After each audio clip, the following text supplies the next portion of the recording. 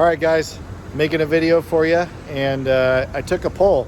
Everybody wanted this, so the truck, the D-Max, as you guys know it, she's about to have some big changes coming up here. So as you can see, the trailer is a little nose heavy, and you're gonna find out why in a minute. But let's just put it this way. It's not gonna be a grandpa truck anymore after I get done with it. So I'm gonna take you guys along for the build. Here we go. All right, guys, it's time to show you what's in the trailer. So let's check it out.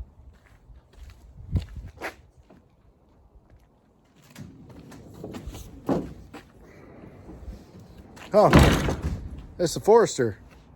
Probably wondering why that's in there. Well, I brought the Forester down because I'm gonna need something to drive over the next couple days when I do the build on the truck. So I wanted to have an extra car here just in case. And I do have some plans to do some stuff to the Forester, but we're not quite gonna do it in this video. But I do have surprises coming for you guys. So if you've been watching my Instagram, you're gonna already know there's a little bit of a hint on there, but she's getting some upgrades. So I'm gonna go ahead and pull her out, get her out of the trailer, and then you'll see the rest of the stuff that's in the trailer that's going on the truck.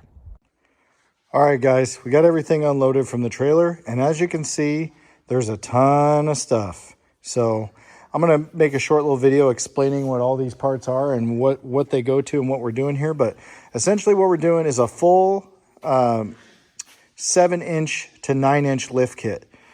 This comes with everything we need. I've also sprung for some upgrades. I've got the upgraded control arms with the heavy duty ball joints, which was a big upgrade.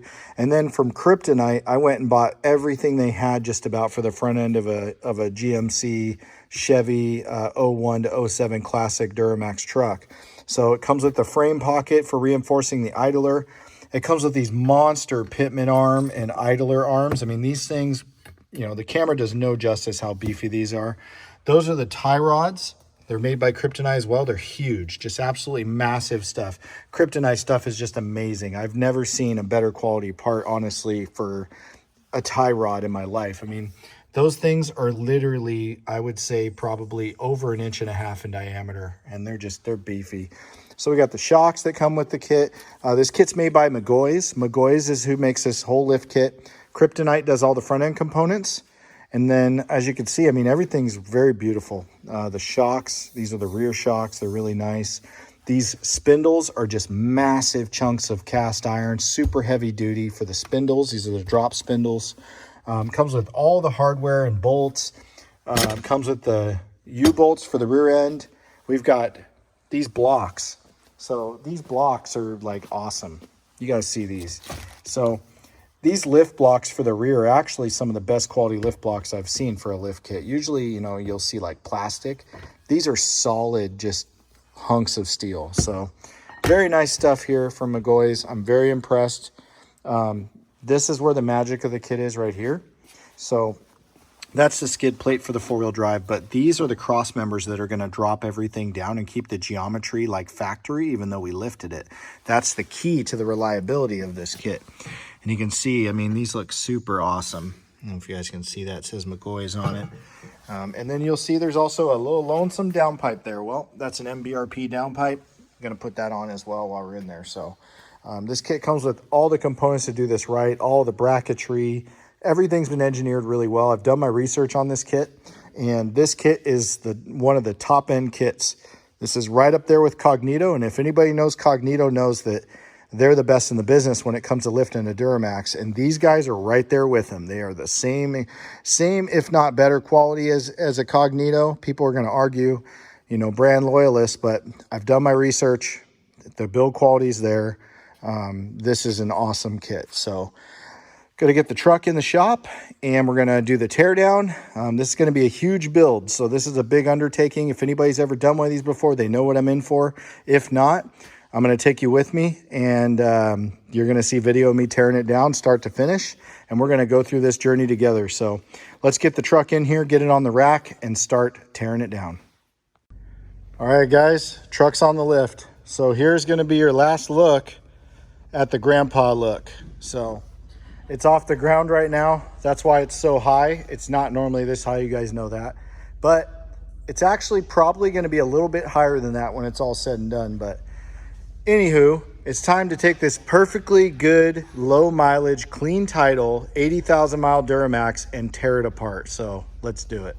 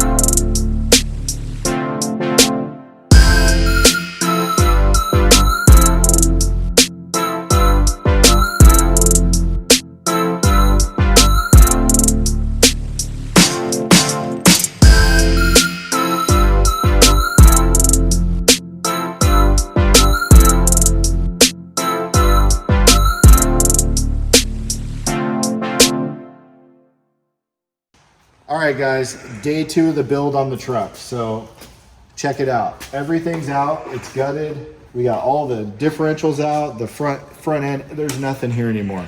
But I got this mounted up for you guys so you guys can check this out. Look at how beautiful this is. McGoy's did a great job. So far, this lift kit is like one of the best I've ever done. I've done a couple of these now, and this one's by far like my favorite so far in installation and just the quality of the fit. I mean, this literally just sunk right up in there and the bolts went in. I've had these before where you have to drill out the holes and elongate them and use pry bars. This literally just slid into place and the bolts went in. I'm stoked. So basically what we gotta do now is, I don't know if you guys can see, but I had to actually cut the frame on the truck out. So I had to use a Sawzall. There's a huge mount here that comes with the 4-wheel drive. Well, to put these cross members on and get everything to clear, you have to cut this frame. The problem is this is where the lower arm mounts to the truck. So you can see this isn't gonna be very strong anymore with that big hole that I cut there. So that's where this guy right here comes in handy. So we got Josh in the house, master welder. He's gonna come in, he's gonna weld a patch panel in here and box this up so it's just as strong as it used to be when it was stock. So he's gonna start doing that and get that going. And then after he gets that welded, we'll be ready to roll. We'll be able to throw all these components in and start getting going on this. So we're gonna let him do his thing, and then we're gonna come back and we're gonna start putting the rest of this together.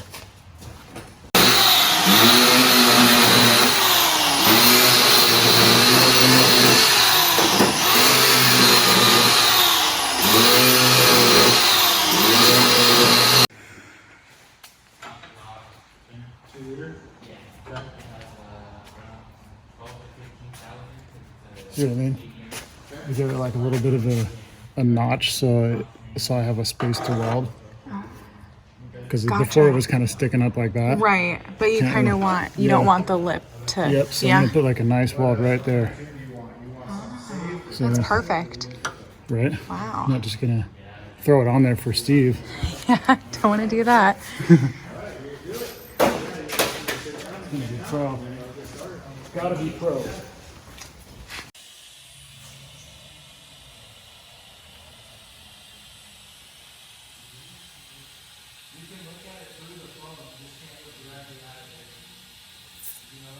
I used to weld. I'm trying to block it with my hand a little bit.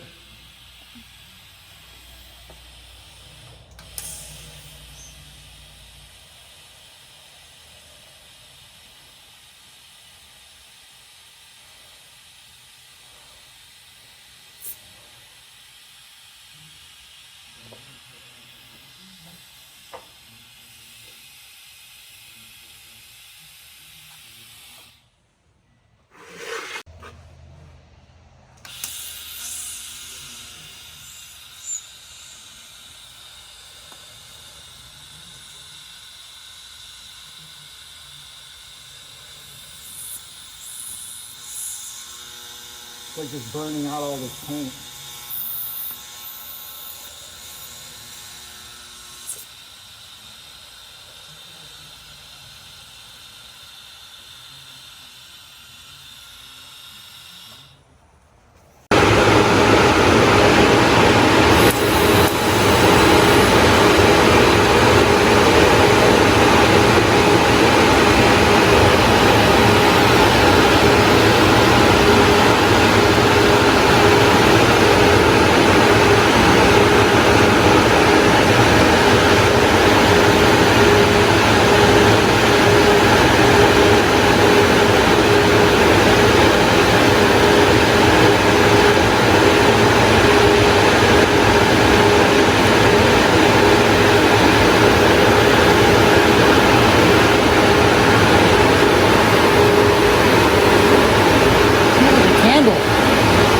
Smells like a candle.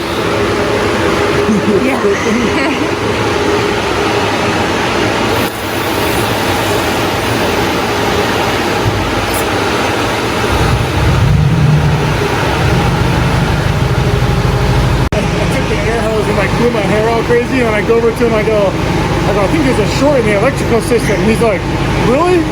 I'm like, nah. Couple screws loose, but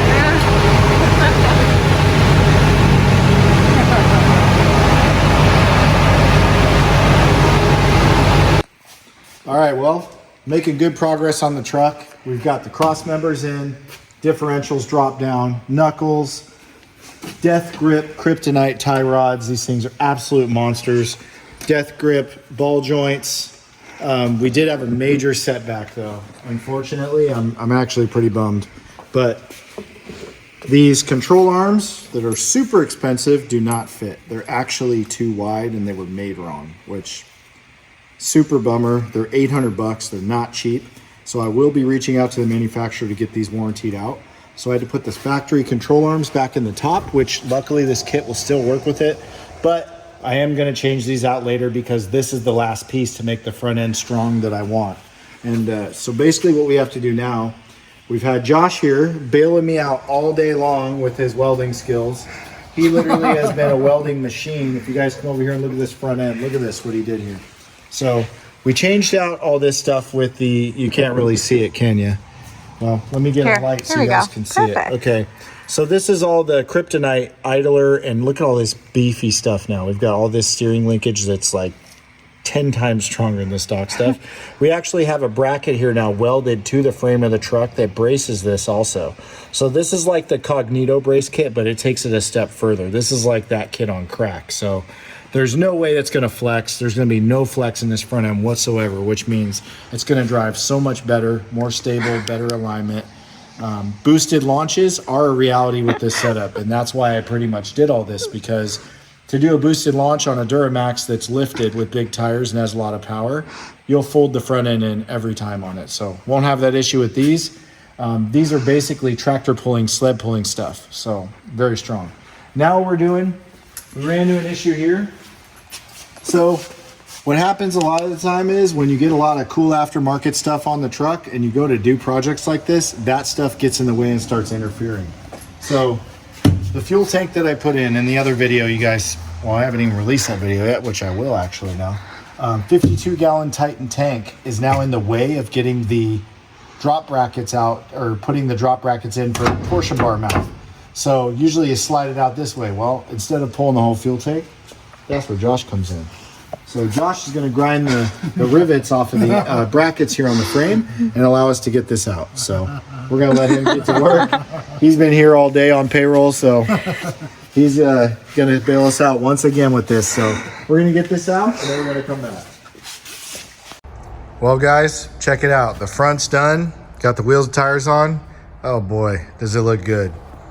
Now we're just moving on to the rear. The rear's a lot less complicated, and I've already got stuff taken apart. I got the U-bolts off. Now I got to get the blocks on there, and the new shocks, brake line extension, a few other little things.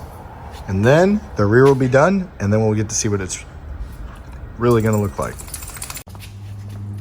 All right, guys, well, it's been a long couple days, and we're finally done. So I want to talk to you guys a little bit about everything and how it works and why I did it and what's different about this. So as you can see here, we got the new shocks on there, and we have lift blocks in the rear. So lift blocks are how 95% of the people lift these trucks in the back.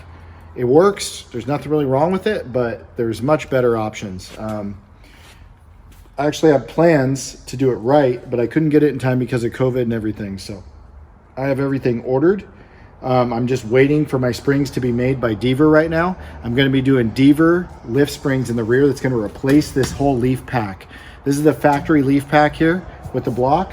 The new setup's going to be a completely new leaf pack that has the lift built into the leaves, and then we're going to delete the blocks and we're going to go back down to stock the way this should be to keep our strength. Because what ends up happening is when you put these blocks here, I don't know if you guys can see this, but the pinion angle is actually pretty decent on this kit because they've engineered it as good as they can. But what'll happen is you have a lot more leverage up high here now.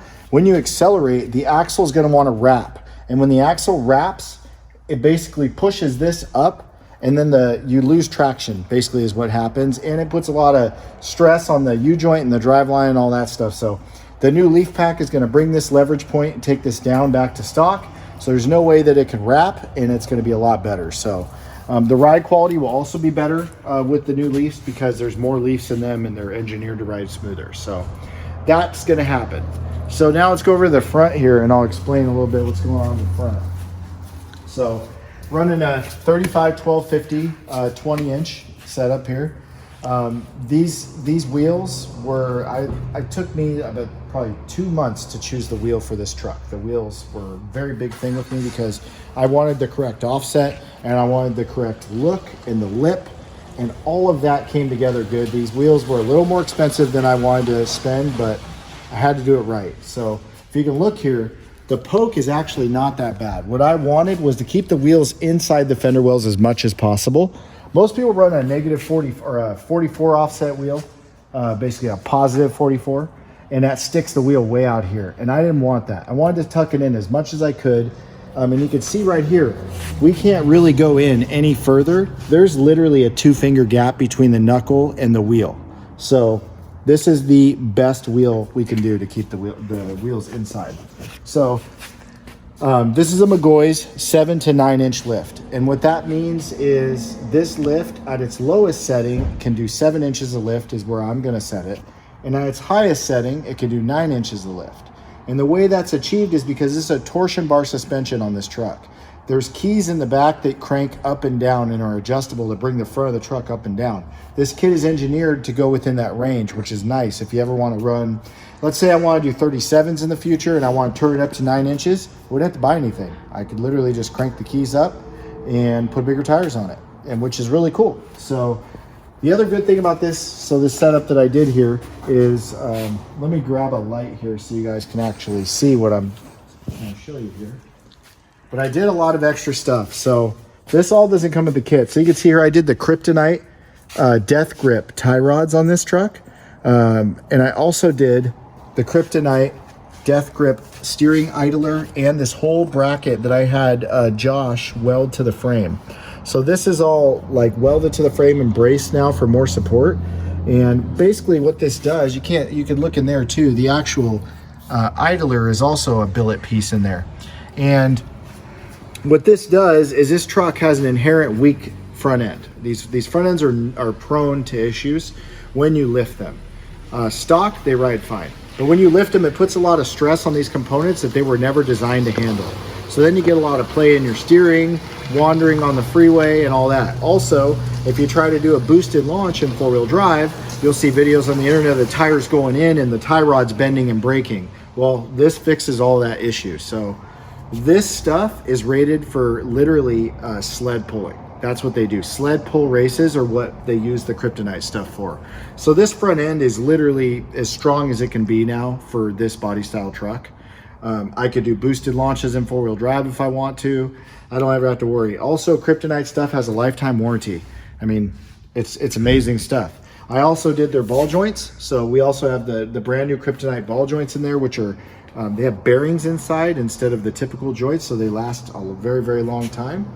And so all this stuff that I did together with this lift kit just makes this, it's gonna make this truck just so much better. The only setback that I had, which I'm really bummed about, is these control arms. So I purchased the McGoy's boxed control arms, and the reason why I wanted these is, one, they're stronger than stock by a lot. The main reason I wanted them is because the ball joint angle on these has been corrected to compensate for the lift. So the stock control arms are very weak in comparison. They're a stamped steel, and the ball joint angles on the stock strut or the stock control arms are not ideal for lift. So if you look here, I'll show you, you can see that extreme angle on that ball joint. You see that right there coming off that control arm? That angle is not ideal. What this control arm does is it corrects that, and it literally will make this flat when it's in there. So the ball joint angle will be much better, which means that ball joint's gonna last longer, the alignment's gonna be better, and the tire wear is gonna be less. Unfortunately, what happened with these is they just won't fit the truck. They won't fit. So I've already reached out to McGoy's. I've measured these, and they're a 1/4 inch off. Unfortunately, when they were made, I have a feeling they were not made correctly. So really sucks because we had to run the stock arms, but they will work for now. But McGoy's is working on a solution. If they can't find a solution for me, I'm gonna have to return these, and then Cognito makes an arm that I'll be putting on the truck to fix it. But definitely you want these control arms because this is the key to the ball joint issues. So for now though, she'll be all right. So I'm gonna get the rear wheels and tires back on this thing, and I'm gonna lower it on the ground, and we're gonna finally see the finished product. So here we go. All right, finished product. Check it out. What do you guys think? Whew. I could not be happier with it. Oh man. This is exactly what I wanted. It came out absolutely perfect. So this is at the 7-inch setting right now, which is the lowest setting. And I have to trim a little bit more of the bumper, but I've already trimmed right here, but not that bad. I didn't have to do any trimming in the rear, which is great. The rear springs though are gonna bring the rear end up 1 inch. So it'll have the factory rake for towing, which is what I want, but I'm really happy with it, even the way it sits. It came out really good. So, well, the next video I'll take, I'm gonna be driving, ripping around. We have a little clip. I did a little short little burnout we'll put in the video for you guys already. So it's not a big one because these tires are not cheap, so. But it still has plenty of power to spin these tires like they're nothing. So, well, that's gonna do it for now, guys. So it's a little bit different content than I usually do for you guys, but I just couldn't do a build this big and not fill you guys in and take you along with me. Whether you like it or not, it is what it is. So you know, if you want to see more stuff from me on different projects, let me know in the comments. But yeah, I mean, I love trucks. I mean, I've always loved trucks since I was a kid, and I have a thing for Chevys and Duramaxes. That's been my thing for years. So yeah, came out really nice. So until next time, we'll see you later.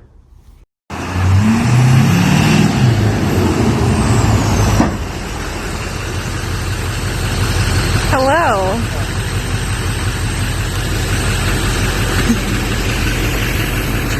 Are you happy?